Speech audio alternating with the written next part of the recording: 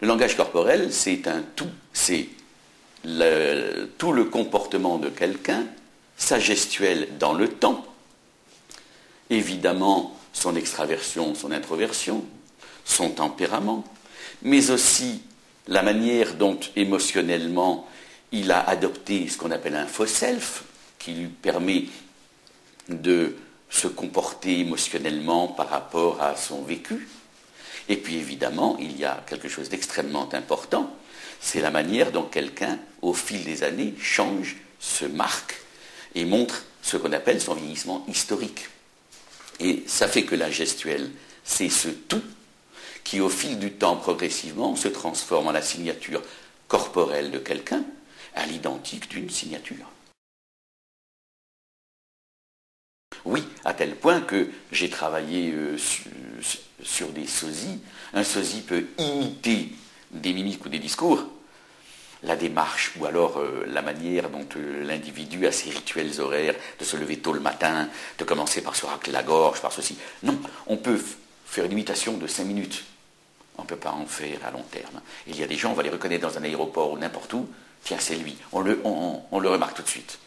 Une manière de faire, de regarder, de rire, qui n'appartient qu'à lui. Je ne contrôle pas mon vieillissement, je ne contrôle pas les rides qui me marquent, je ne contrôle pas celles qui sont le signe de mon âge, le signe de mon histoire, le signe de mes joies et de mes déceptions. Celui-là, et puis on me dit, ah, tu ressembles de plus en plus à ton père, qu'est-ce que j'ai fait pour ça? J'en sais rien. Brusquement, je commence à avoir un masque qui devient celui de ma vie. Et puis il y a en effet un masque dont j'ai le contrôle, qui est celui quand je suis dynamique, celui par lequel je me comporte, avec des moments inconscients, qui sont mes manies, mes rituels gestuels, et puis mes faux self, tous mes masques de composition.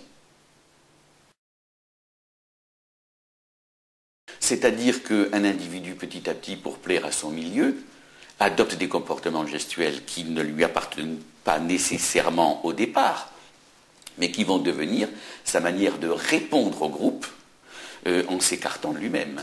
Mais ça va faire partie de sa signature corporelle dans la mesure où, sans qu'il s'en rende compte le moins du monde, il finit par adopter des comportements dont on se rend bien compte qu'il a perdu de sa spontanéité. Évidemment, ça va retentir sur sa crédibilité gestuelle lorsqu'il parle, sauf lorsque, poussé par vous, journalistes, la tension fait que son contrôle gestuel lui échappe et il devient lui-même, par rapport aux émotions majeures, de ce qu'il veut faire passer ou de son indignation.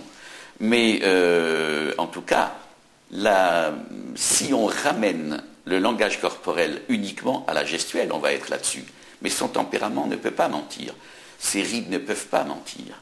Son extraversion peut être contrôlée, mais elle reste.